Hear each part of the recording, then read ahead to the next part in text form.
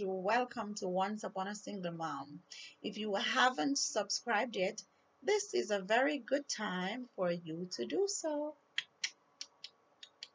Okay, so now that you have subscribed, on a very serious note, I have been asked this question by single mothers. If my child's father is not contributing financially, should I allow him to be a part of my child's life? My answer to this question forever and always will be, why not? So, you and your partner, you and your child's father, you are now null and void. No more. But there's one itsy bitsy thing that is in the midst of this all. Yeah, you guessed it, your children. Right. So you call your partner up and you tell, not your partner, but your child's father, and you tell him that you need money for the child. You know, he says he doesn't have it, and this is not just one time, twice, or three times. This is reoccurring all the time. So he's not contributing, basically, none at all. He calls you one weekend and says he wants to spend time with your child. Why shouldn't you allow him to see him?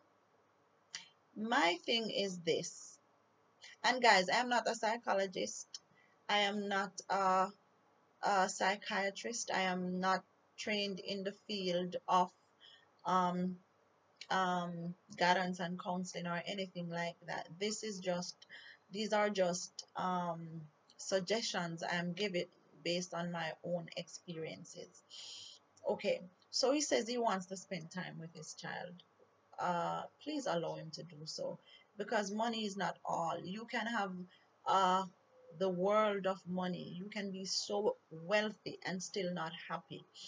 And that one thing that will make your child happy is to spend time with their father, his father, or to go eat ice cream, or just to see him, or just to get a hug. You know, please don't, don't,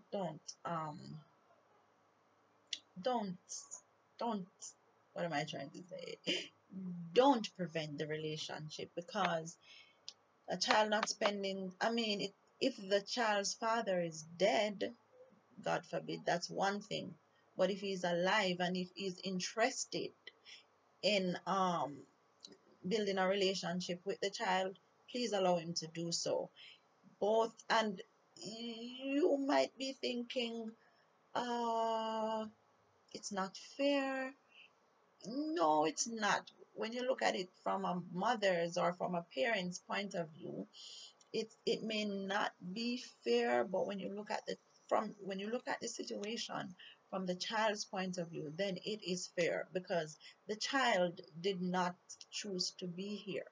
We brought them here, and so it's our responsibility to ensure that your child's emotional well-being is met, his psychological well-being are met, and are catered for, and keeping the child away from their parent, from the other parent, is not contributing to the child's well-being. If when the child goes there, it's abusive, it's not the what wherever they go, it's not conducive, it's not safe, the father or the other parent is abusing the child, then I may say keep them away. But as long as the environment is safe, and as long as the environment is safe, and the other parent wants to be a part of the life of the child's life, let him do it. That was just my 2 cents.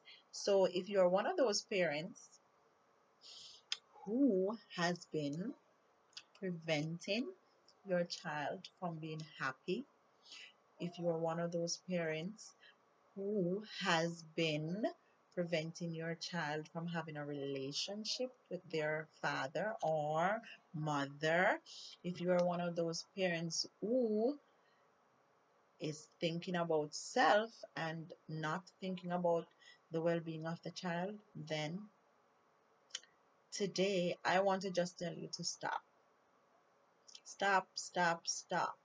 Reassess yourself, reassess the situation, and do what's best for your child. Because at the end of the day, there are a lot of things, there are a lot of effects, there are a lot of things that can happen as a result of you um, keeping the child away from from the other parent. And you don't want the child to be thinking that he or she is the reason why there is, chaos between both parents. You don't want the child to be blaming himself. You don't want the child to be hating himself and all these things, just because you are preventing him from being, having a relationship with the other parent.